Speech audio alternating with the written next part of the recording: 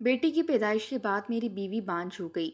मुझे बीवी और बेटी से नफरत होने लगी क्योंकि मुझे बेटा चाहिए था। मेरी बेटी रात को रोती तो मैं माँ बेटी को कमरे से बाहर निकाल देता और आराम से सो जाता। एक रात बीवी ने जोर से दरवाज़ा बजाया। जब मैं बाहर गया तो मेरी बेटी दर्द से चीख रही थी और बीवी बोली, बेटी की तबीयत बहुत ख़राब है। मैंने कहा सुबह डॉक्टर के पास ले जाऊंगा और दरवाज़ा बंद करके सो गया। अगली सुबह नाश्ते की आवाज़ लगाई तो मेरी बीवी ना आई। तो मैंने साथ वाले कमरे में देखा तो मेरी रूह लरस गई। मेरी बीवी और बेटी। मैंने कभी भी नहीं सोचा था कि मुझे अपनी जान से प्यारी बीवी और राज दुलारी बेटी से इस कदर नफरत भी हो जाएगी। अरे मैं तो इन पर जान छिड़का करता था, फिर कैसे मेरे दिल में इनके लिए इस कदर नफरत भर गई कि मैं इतना बड़ा कदम उठाने पर मजबूर हो गया। न जाने वो नफरत थी या बदला था जो मैं अपनी मासूम बीवी से लेता आ रहा था। हालांकि इसकी कोई गलती भी ना थी, मगर मैं इसे और अपनी बेटी को ही कसूरवार ठहराता रहा। मुझे ज़रा भी इन पर तरस न आया, ना ही इनकी आंखों से बहते आंसुओं से मेरा दिल ये नरम पड़ा। मगर अब सवाए पछतावे के मेरे पास कुछ भी नहीं रहा। सारी सारी रात मेरी आंखें खुले आसमान को तकती रहती हैं। नींद तो जैसे हराम हो चुकी है। दोस्त अहबाब कहते हैं अपना इलाज करवाओ, मगर मैं कहता हूँ अब जीकर भी क्या फ़ायदा। मैं कोई तंग नज़र और सिर्फ पेटों से मोहब्बत करने वाला मर्द बिल्कुल भी ना था। बल्कि मेरी जब शादी हुई मुझे ख्वाहिश थी कि खुदा मुझे एक बेटा और एक बेटी अता करे, ताकि मैं दोनों को बड़े ही लाड प्यार से पाल सकूं और इनकी अच्छी तरबियत करके इन्हें परवान चढ़ा सकूं। मगर शायद खुदा को कुछ और ही मंजूर था। मेरी शादी हुई तो मेरी बीवी ने आते ही मेरे पूरे घर को संभाल लिया। इसका नाम नौशीन था। वो बेहद अच्छे इखलाक की मालिक थी, मुझसे बेहद प्यार करती। मेरे दिल में मेरी बीवी के लिए बहुत मोहब्बत थी। इसने कभी मुझे कोई शिकायत का मौका ही नहीं दिया था। ज़िंदगी गुजरती गई और वो हामला हो गई। मैं बहुत खुश था। मुझे इस बात से कोई ख़ास सरोकार ना था कि खुदा मुझे पहले बेटा अता करेगा या बेटी। मगर अपनी पसंद जाहिर करते हुए मैंने बीवी से ये ज़रूर कहा था कि मेरी ख्वाहिश है कि खुदा मुझे पहले बेटा अता करे ताकि वो बड़ा हो, इसके बाद खुदा मुझे बेटी दे दे। मगर घर में अगर बड़ा भाई हो तो घर में बाप के बाद वो सहारा बनता है। बीवी मेरी बात पर मुत्तफिक थी और खुश थी। मगर चंद माह बाद ये खबर मिली कि मेरी बीवी एक बेटी को जन्म देने वाली है। मुझे फिर भी कुछ अफसोस ना हुआ, बल्कि खुश था और अपनी बेटी के लिए बहुत सारी शॉपिंग की। जब डिलीवरी का वक्त करीब आने लगा तो मेरी बीवी की तबीयत काफ़ी ख़राब रहने लगी थी। मुझे अक्सर काम छोड़कर इसके पास घर ही रहना पड़ता। मैं इसका चेकअप डॉक्टर के पास करवाने गया तो डॉक्टर ने जो खबर सुनाई वो सुनकर मेरे पैरों के नीचे से ज़मीन निकल गई। डॉक्टर कहने लगी कि आपकी बीवी की जान को ख़तरा हो सकता है, कि हम आपकी बीवी या बच्ची में से किसी एक को बचा सकें या दोनों ही हमारे हाथ से निकल जाएं। अभी हम कुछ भी नहीं कह सकते। लेडी डॉक्टर की बात ने तो मुझे परेशान कर दिया था। मैंने इस बात के बारे में अपनी बीवी को ना बताया और सारी जमा पूंजी बीवी पर लुटा दी। डॉक्टर ने एक माह तक मेरी बीवी को अस्पताल में ही रखा। वो इसकी हर तरह से देखभाल कर रही थी ताकि ऐन वक्त पर कोई मुश्किल ना उठानी पड़े। मेरी बीवी बेहद परेशान थी, मगर खैर जो होना था वो हो चुका था। मेरी बीवी ने एक बेटी को जन्म दिया था। मैं परेशान सा खड़ा यही सोच रहा था। दिल में अजीबोगरीब वसवसे थे कि कहीं कुछ बुरा ना हो जाए, मैं अपनी बीवी और बच्ची दोनों से हाथ ना धो बैठूं। मगर खैर मेरी दुआएं रंग ले आईं और मेरी बीवी सही सलामत रही। इसने एक बेटी को जन्म दिया था।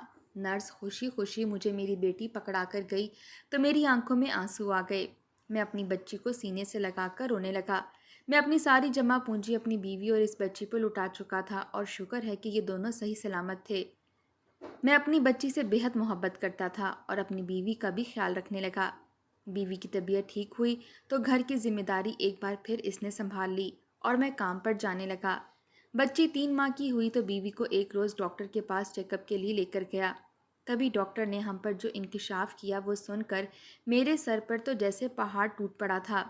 डॉक्टर कहने लगी कि कुछ ऐसी पेचीदगियां बन गई थीं जिसकी वजह से हमने आपकी बीवी और बेटी को तो बचा लिया, मगर अफसोस के साथ कहना चाहूँगी कि अब आपकी बीवी दोबारा कभी माँ नहीं बन सकेगी। मैं सकते की कैफियत में डॉक्टर की बात सुनता रहा और फिर गुस्से से क्लिनिक से बाहर आ गया। भला ये कैसे मुमकिन था। मैं गुस्से से बाहरी दीवार पर मुक्के मारने लगा। میرا ہاتھ چھلنی ہو چکا تھا۔ آس پاس سے گزرتے لوگ مجھے دیکھنے لگے۔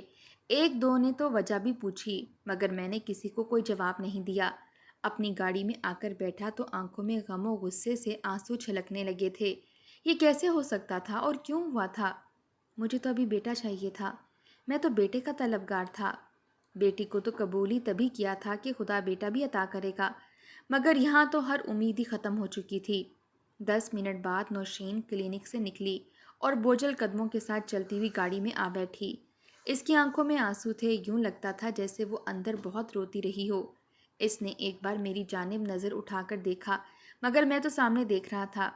ایک بار بھی اس پر نظر نہیں ڈالی۔ شاید اسے بھی اندازہ ہو چکا تھا کہ میں غصے میں ہوں۔ اس نے فوراً سر جھکا لیا اور اپنی گود میں لیٹی بچی کو خود کے ساتھ بھیج لیا۔ سارے راستے وہ بے آواز روتی رہی، جبکہ میں فل سپیڈ سے گاڑی چلاتا ہوا گھر تک پہنچا۔ قریب پہنچ کر جوں ہی میں نے گاڑی کو بریک لگائی تو ایک جھٹکے کے ساتھ میری بیوی اور بچی ڈیش بورڈ کے ساتھ جا کر لگیں۔ بیوی کا سر ڈیش بورڈ کے ساتھ لگا تھا، جبکہ بچی آدھی اس کے ہاتھ سے پھسل کر نیچے گرنے لگی تھی۔ اس نے بچی کو سنبھالا اور کہنے لگی کہ خاور، دھیان سے چلائیں، ابھی بچی کو چوٹ لگنے لگی تھی۔ میں نے اس کی بات کا کوئی جواب نہ دیا اور غصے سے کہنے لگا کہ گاڑی سے اترو۔ اس نے میرا سخت لہجہ دیکھا تو فوراً سہم کر گاڑی سے اتر گئی۔ میں نے اسے دیکھ کر فوراً گاڑی وہاں سے چلا دی اور سارا دن آوارہ لوگوں کی طرح سڑکوں پر گھومتا رہا۔ مجھے تو کہیں سکون مل ہی نہیں رہا تھا، نہ ہی میرا دل اس بات کو ماننے کو تیار تھا۔ آدھی رات کو میں واپس گھر آیا تو میری بیوی میرا ہی انتظار کر رہی تھی، مگر میں اسے پوری طرح نظر انداز کرتے ہوئے اپنے بستر پر جا کر لیٹ گیا۔ صبح سے میں نے کچھ بھی نہیں کھایا تھا۔ بیوی جو رات کے 2 بجے تک میرا انتظار کر رہی تھی، چلتے ہوئے میرے پاس آئی اور کہنے لگی کہ آپ میرے ساتھ ایسے تو مت کریں، میں آپ کی بیوی ہوں، جتنا دکھ آپ کو ہے مجھ سے تو پوچھئے، آخر مجھ پر کیا گزر رہی ہے؟ بیوی روتے ہوئے بات کر رہی تھی۔ میں غصے سے اس کی جانب دیکھنے لگا اور پھر کہنے لگا کہ چپ کر جاؤ، تم میرے دکھ کا اندازہ بالکل بھی نہیں لگا سکتی۔ میرے دل پر اس وقت کیا بیت رہی ہے، کاش تم جان سکتی۔ میری خواہش تھی کہ میں بیٹے کا باپ بنوں۔ میں بیٹا چاہتا تھا، اپنا وارث چاہتا تھا، مگر تم تو بانجھ ہو گئی ہو۔ اب میں اپنی اولاد کیسے حاصل کروں گا؟ میں بفر کر بیوی کو ڈانٹنے لگا تو وہ رونے لگی، روتے ہوئے کہنے لگی اس میں میرا کیا قصور ہے؟ میں تو خود لا علم تھی، شاید اسی میں ہماری بھلائی ہوگی۔ مگر میں ہڑبڑا کر کہنے لگا کہ مجھے تمہاری شکل بھی نہیں دیکھنی، جا کر سو جاؤ، میرے منہ مت لگو۔ میں آنکھوں پر بازو رکھے لیٹ گیا، جبکہ بیوی کتنی دیر میرے سرہانے کھڑی مجھے دیکھتی رہی۔ وہ کچھ کہنا چاہتی تھی مگر شاید اس کے پاس الفاظ موجود نہ تھے۔ وہ جا کر بستر کی دوسری جانب لیٹ گئی۔ ابھی مجھے لیٹے ہوئے 10 منٹ ہی ہوئے تھے کہ میری بچی رونے لگی۔ اس کی روتی ہوئی آواز آج مجھے بالکل بھی اچھی نہیں لگ رہی تھی۔ ایسے لگتا تھا جیسے اس کی آواز میرے کانوں میں چبھ رہی ہے، مگر مجھے اب غصہ آنے لگا تھا۔ جب صبر کا پیمانہ لبریز ہو گیا تو وہاں سے بیوی کو تڑک کر کہنے لگا کہ تم اسے چپ کیوں نہیں کروا رہی؟ مجھے صبح کام پر بھی جانا ہے، میری نیند یہ خراب کر رہی ہے۔ بیوی نے جب یہ سنا تو کہنے لگی کہ بچی ہے، روزانہ ہی اس وقت روتی ہے، پتہ نہیں کیا مسئلہ ہے، اب میں اسے کیسے چپ کرواؤں؟ یہ تو مجھ سے بہل ہی نہیں رہی۔ میں غصے سے اٹھا اور تکیہ اٹھا کر بولا کہ تم سے تو یہ معصوم بچی بھی نہیں سنبھالی جا رہی، میں جا رہا ہوں دوسرے کمرے میں، اس کو چپ کرواؤ، اگر وہاں تک اس کی آواز آئی تو مجھ سے برا کوئی نہیں ہوگا۔ بیوی بے یقینی سے میری جانب دیکھ رہی تھی، شاید اسے ابھی تک یقین نہیں آ رہا تھا کہ آخر میرا رویہ اس قدر بدل بھی سکتا ہے۔ میں جا کر دوسرے کمرے میں لیٹ گیا۔ میرے دماغ اور دل میں ایک جنگ سی چھڑ چکی تھی، ایک تو بیٹا نہ ملنے کا صدمہ تھا اور دوسرا اس بیٹی کا رونا۔ میں پہلے تو ایسا ہرگز نہ تھا۔ پہلے جب نوشین سکون کی نیند سو رہی ہوتی تھی اور رات کو اگر میری بچی رو بھی جاتی تو میں خود اسے اٹھا کر چپ کروا دیا کرتا تھا اور سلانے کی کوشش کرتا رہتا۔ جب وہ سو جایا کرتی تو اسے اپنے پاس لٹا کر سلا دیا کرتا تھا، مگر اب مجھے بیٹی کی آواز پریشان کر رہی تھی۔ دل میں اس قدر نفرت سی بڑھنے لگی کہ اگلے چند ہی روز میں میرا رویہ اپنی بیوی اور بچی سے بے تحاشا اکھڑتا چلا گیا۔ مجھے اپنی بیوی کے ساتھ ساتھ اپنی بیٹی سے بھی نفرت ہونے لگی تھی، نہ ہی میں ان سے بات کرتا اور نہ ہی اپنی بیٹی کو اٹھاتا تھا۔ ایک روز جب میں گھر لوٹا تو میری بیوی کافی پریشان تھی۔ مجھے گھر آتا دیکھ کر فوراً کہنے لگی کہ آپ کو کب سے کال کر رہی تھی، آخر آپ کال کیوں نہیں اٹھا رہے تھے؟ بعض دفعہ کال ضروری بھی ہوتی ہے، آپ کب تک یوں ہی ہمیں نظر انداز کرتے رہیں گے؟ بیوی کی یہ بات سنی تو میں چڑھ کر کہنے لگا کہ جو بات ہے سیدھی طرح کہو، میرے سامنے پہیلیاں بجھانے کی کوئی ضرورت نہیں۔ بیوی فوراً کہنے لگی کہ مریم کو تیز بخار ہے، وہ کب سے بخار میں تپ رہی ہے، میں اس کو کوئی اور دوا دے بھی نہیں رہی کہ ڈاکٹر کے مشورے کے مطابق اس سے دوا دوں۔ کب سے ٹھنڈے پانی کی پٹیاں رکھ رہی ہوں مگر اسے آرام نہیں آ رہا، آپ اسے ڈاکٹر کے پاس لے جائیں۔ میں نے نوشین کی بات سنی اور خاموشی سے کمرے میں چلا گیا، الماری سے اپنے کپڑے نکالے اور نہانے کے لیے باتھ روم چلا گیا۔ باہر نکلا تو بیوی تیار ہوئے کھڑی تھی، کہنے لگی کہ چلیں خاور، مریم بہت رو رہی ہے، شاید بہت تکلیف میں ہے۔ میں نے سرسری سی نظر مریم پر ڈالی اور کہنے لگا، بخار ہی تو ہے، کوئی بڑا مسئلہ تو نہیں ہے، ٹھنڈے پانی کی پٹیاں کرو گی تو ٹھیک ہو جائے گی، اور ویسے بھی وہ دوا پڑی ہے، وہی چند قطرے ڈال دو اس کے منہ میں، خود ہی ٹھیک ہو جائے گی۔ بیوی مجھ سے کہنے لگی کہ آپ ایسا کیسے کر سکتے ہیں؟ گھر میں جو بخار کی دوا پڑی ہے وہ تو بڑوں کے لیے ہے، معصوم چند ماہ کے بچوں کے لیے تھوڑی ہے۔ بیوی کی بار بار آواز مجھے تو گویا مزید بحث کرنے پر مجبور کر رہی تھی۔ چند ہی ماہ میں بالکل نفسیاتی سا ہو چکا تھا، میرے دماغ میں بس ایک ہی بات بیٹھ چکی تھی کہ بیوی کی کسی بات پر عمل نہیں کرنا، اور اگر وہ مجھ سے بات کرے گی تو اس کی ہر بات کو کاٹ کر منہ توڑ جواب دینا ہے۔ میں نے اس کے ہاتھ سے مریم کو لیا، بستر پر پٹخ دیا، پھر بخار کی دوا جو کہ ایک بڑی عمر کے بچے کے لیے ہوتی تھی اس کو چمچ میں ڈالا اور بچی کے منہ میں انڈیل دیا۔ میری بیوی غصے سے آگے بڑھی اور چلاتے ہوئے بچی کو اپنی جانب کھینچ لیا اور اس دوا کو اس کے منہ سے نکالنے لگی، مگر شاید تب تک دوا بچی کے اندر جا چکی تھی۔ نوشین روتے ہوئے کہنے لگی کہ آپ نے ایسا کیوں کیا؟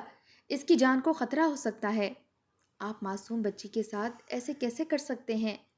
میں بھی آج پھٹ پڑا، جو بات آج میرے دل میں تھی زبان پر بھی آ گئی تھی۔ میں غصے سے نوشین کو بالوں سے دبوچ کر بولا کہ مجھے جو ٹھیک لگے گا میں وہی کروں گا، نہیں چاہیے مجھے تمہاری یہ بچی، مجھے نفرت ہے اس سے بھی اور تم سے بھی، دونوں ہی بیکار اور فضول چیزیں ہو میری زندگی میں۔ مجھے صرف اور صرف بیٹا چاہیے تھا، مگر تم مجھے بیٹا دے ہی نہ سکی۔ جب میں سوچتا ہوں کہ اب میری کبھی اولاد نہیں ہوگی تو جانتی ہو میرے دل پر کیا گزرتی ہے؟ میرے دل پر چھریاں چلتی ہیں، چھریاں، مگر تم کیسے سمجھ سکو گی؟ ایک باپ کی خواہش یہی ہوتی ہے کہ وہ ایک بیٹے کا باپ بنے، جو بڑا ہو کر اس کا بازو بنے اور اس کا سہارا بنے، اس کا نام روشن کرے، مگر تم نے میرا ہر خواب مجھ سے چھین لیا، اور اس کے باوجود میں تم سے محبت اور پیار سے بات کروں۔ میرے الفاظ سن کر نوشین رونے لگی تھی، وہ تو خیر کئی ماہ سے رو رہی تھی۔ مجھ سے کہنے لگی کہ اس میں میرا کیا قصور ہے، میں نے جان بوجھ کر تو نہیں کیا، خدا نے ہم سے مزید اولاد کی نعمت چھین لی، مگر ہمارے پاس ہماری بیٹی مریم تو ہے، آپ اس کی قدر کرو، یہ تو خدا کی طرف سے بھیجی گئی رحمت ہے۔ مگر میں اسے بستر پر پٹک کر بولا کہ اپنی زبان بند رکھو، مجھے کوئی رحمت نہیں چاہیے۔ بیوی صدمے سے مجھے دیکھتی رہی، خاموشی سے روتی رہی اور بچی کے منہ سے دوا صاف کرتی رہی، اور پھر کچھ دیر خاموش رہنے کے بعد بولی، اگر آپ کو بیٹا ہی چاہیے تو آپ کو اجازت ہے، آپ جا کر دوسرا نکاح کر لیں، دوسری شادی کر کے دوسری بیوی گھر لے آئیں اور اس سے جتنے مرضی بیٹے پیدا کرا لیں۔ بیوی کی اس بات نے تو جیسے میری غیرت کو للکار دیا تھا۔ میں مزید مشتعل ہو گیا، میرا غصہ ساتویں آسمان پر پہنچ گیا، دل چاہا کہ بیوی کا منہ نوچ لوں، آخر وہ ہوتی کون تھی مجھے مشورہ دینے والی؟ میں نے بیوی کے منہ پر تھپڑ مار دیا، تھپڑ کھا کر بیوی فرش پر گر گئی تھی، بچی تو یوں ہی بستر پر لیٹی ہوئی بے تحاشا روئے جا رہی تھی، ایک اس کے رونے کا شور اور بیوی کی سسکیوں کی آواز، کیا عجیب نحوست پھیلا رکھی تھی ان دونوں نے گھر میں۔ بیوی کو ایک بار پھر اپنی گرفت میں لیتے ہوئے کہنے لگا، تم ہوتی کون ہو مجھے مشورہ دینے والی؟ یہ مشورہ اپنے پاس رکھو، لڑکیاں کوئی پیڑوں پر نہیں لگتی جو اپنی مرضی کی اتار کر لے آؤں، آج کل اچھی لڑکی ملنا کس قدر مشکل ہو چکی ہے کیا تم جانتی ہو؟ میں کسی بھی ایری غیری کو گھر میں بیوی بنا کر لے آؤں اور پھر بعد میں پچھتاتا پھروں؟ تمہیں جو لے کر آیا تھا، پھر تم کیوں نہ مجھے بیٹا دے سکی؟ میں اس بات کا قصوروار بھی اسی ہی کو ٹھہرا رہا تھا۔ وہ کچھ بھی نہ بولی اور بس پھوٹ پھوٹ کر روتی رہی۔ وہ مجھ سے اپنے بال چھڑوا کر بیٹی کے پاس جانا چاہتی تھی جو بیڈ پر لیٹی بہت رو رہی تھی، مگر میں نے اس کو نہ چھوڑا اور پھر وہیں خود صوفے پر بیٹھ گیا اور اسے بالوں سے دبوچ کر وہیں پر پکڑے رکھا۔ میرے منہ میں جو بھی آتا جا رہا تھا میں بکتا ہوا اسے گالم گلوچ دے رہا تھا، جبکہ وہ روتے ہوئے سر جھکائے خاموشی سے سن رہی تھی، بار بار بچی کی طرف دیکھتی جو شاید اب رو رو کر تھک گئی تھی، اور دھیرے دھیرے اس کی آواز آنا بند ہو گئی تھی، دوا شاید اپنا اثر دکھانے لگی تھی۔ میں نے جب اپنی بیوی کو بالوں کو سے چھوڑا تو وہ یوں فوراً گرتی پڑتی اٹھی اور مریم کے پاس چلی گئی۔ مریم وہیں بے سود سی بستر پر پڑی ہوئی تھی۔ جب نوشین اس کے پاس پہنچی تو وہ بالکل بھی نہیں ہل رہی تھی۔ ایسا لگتا تھا جیسے وہ گہری نیند سو چکی ہو۔ میری بیوی بکھلائے ہوئے انداز میں اپنی بچی کو اٹھانے لگی، ہلانے لگی، میرے پاس آ کر ہاتھ جوڑتے ہوئے منتیں کرنے لگی کہ خدا کا واسطہ ہے آپ کو، بچی کو ڈاکٹر کے پاس لے جائیں، پتہ نہیں اسے کیا ہو گیا ہے۔ آپ بات کیوں نہیں سن رہے؟ میں آپ کے آگے ہاتھ جوڑتی ہوں، خدا را میری مدد کریں۔ یہ آپ کا بھی تو خون ہے، آپ کی بھی تو اولاد ہے، کیوں آپ کا دل اتنا سنگ دل ہو چکا ہے؟ آپ ہمیں ان گناہوں کی سزا دے رہے ہیں جو ہم نے کیا ہی نہیں، کیوں آپ مجھ پر اس قدر ظلم کر رہے ہیں؟ بیوی چیخ کر میرے قدموں میں بیٹھی رو رہی تھی۔ اس نے اپنی گود میں اٹھائی ہوئی بچی کو فرش پر لٹا دیا اور روتے ہوئے مجھ سے بھیک مانگنے لگی، مگر شاید میں تو فرعون بنا بیٹھا تھا۔ مجھے اس پر ذرا بھی ترس نہ آیا اور اٹھ کر وہاں سے دوسرے کمرے میں چلا گیا۔ وہ اپنی مدد آپ کے تحت اسے الٹا کر کے تھپک رہی تھی۔ اس نے اپنی بچی کے منہ میں کپڑا ڈالا تاکہ وہ کہہ کرے۔ کچھ ہی دیر بعد بچی کو کھانسی لگی اور وہ کہہ کرنے لگی۔ اس کے جسم میں جو بھی دوا گئی تھی وہ باہر آ گئی اور وہ بے ساختہ رونے لگی۔ بچی کو روتا دیکھ کر میری بیوی کی جان میں جان آئی تھی۔ وہ سسکتے ہوئے مریم کو گلے لگائے روتی رہی اور ایک بار پھر مجھ سے کہنے لگی کہ بچی کو ایک دفعہ ڈاکٹر کے پاس لے جائیں، آپ میری بات کیوں نہیں سنتے ہیں؟ مگر میں نے اسے باتیں سنا کر کہا، میرا دماغ مت کھاؤ ورنہ میں ایسا قدم اٹھا جاؤں گا کہ تم یہاں رہنے کے قابل ہی نہیں رہو گی۔ وہ میری بات کا مطلب جان چکی تھی، سانس روک کر وہیں بیٹھ گئی۔ اس کی آنکھوں سے آنسو بہنے لگے تھے۔ بچی بھی بار بار رو رہی تھی، شاید بہت بیمار تھی، جو دوائی کا اثر تھا اس کا وجود بالکل ٹھنڈا پڑنے لگا تھا۔ بخار تو اتر چکا تھا مگر وہ تھوڑی تھوڑی دیر بعد بالکل ٹھنڈی ہو کر تڑپنے لگتی۔ رات ہو چکی تھی مگر میں تو ڈھیٹ بنا اپنے بستر پر ہی باہر سے کھانا منگوا کر کھانے کے بعد سو گیا۔ میری بچی آدھی رات کو بار بار رونے لگتی، وہ اس قدر روتی کہ مجھے اپنے کان کے پردے پھٹتے ہوئے محسوس ہونے لگتے۔ میں غصے سے یہ کہنے لگا کہ اسے چپ کرواؤ ورنہ میں اس کے گلے میں پتھر ڈال دوں گا۔ بیوی تو آج شاید ہمت ہار چکی تھی، بار بار دروازے کی جانب دیکھتی اور پھر بچی کو۔ اسے تو شاید راستے بھی معلوم نہ تھے جو خود ہی بچی کو ڈاکٹر کے پاس لے جاتی، اور نہ ہی اس کے پاس کوئی پیسے موجود تھے۔ وہ بچی کو دیکھ کر روتی رہی، بار بار اسے بہلانے سہلانے کی کوشش کرنے لگتی تو کبھی دودھ پلانے لگتی، مگر وہ یوں ہی روتی رہی۔ آخر کو جب اس نے چپ نہ کیا تو میں نے بیوی کا ہاتھ پکڑا، بچی اسے تھمائی اور کمرے سے باہر نکال دیا اور کہا کہ اب مجھے بالکل بھی ڈسٹرب مت کرنا ورنہ میں تم دونوں کو گھر سے ہی باہر نکال دوں گا۔ بیوی میری بات سن کر دنگ رہ گئی تھی۔ وہ کتنی دیر دروازہ بجاتی رہی مگر پھر کچھ دیر بعد بالکل خاموشی چھا گئی۔ صبح جب میں اٹھا تو ہر سو خاموشی تھی، بچی بھی دوبارہ نہیں روئی تھی۔ کمرے سے باہر آ کر دیکھا تو حیران رہ گیا کیونکہ نہ ہی نوشین گھر میں موجود تھی اور نہ ہی میری بچی۔ میں دوسرے کمرے میں دیکھنے گیا تو وہ بھی بالکل خالی تھا۔ نہ جانے نوشین اور میری بیٹی کہاں چلے گئے تھے، شاید وہ ڈاکٹر کے پاس چلی گئی تھی، مگر اس کے پاس پیسے کہاں سے آئے تھے؟ میں ابھی انہی سوچوں میں گم تھا کہ تبھی مجھے گلی سے کچھ آوازیں آئیں، جیسے لوگ ہجوم میں کھڑے ہو کر شور کرتے ہیں۔ میں جب گھر سے باہر نکلا تو مجھے نوشین کچھ محلے کی عورتوں کے ساتھ نظر آئی، کچھ مرد بھی موجود تھے۔ اس کے ہاتھ میں مریم تھی جو کہ سفید کپڑے میں لپٹی ہوئی تھی۔ نوشین بالکل ساکت تھی۔ وہیں محلے کے لوگ کہہ رہے تھے کہ مریم مر چکی ہے۔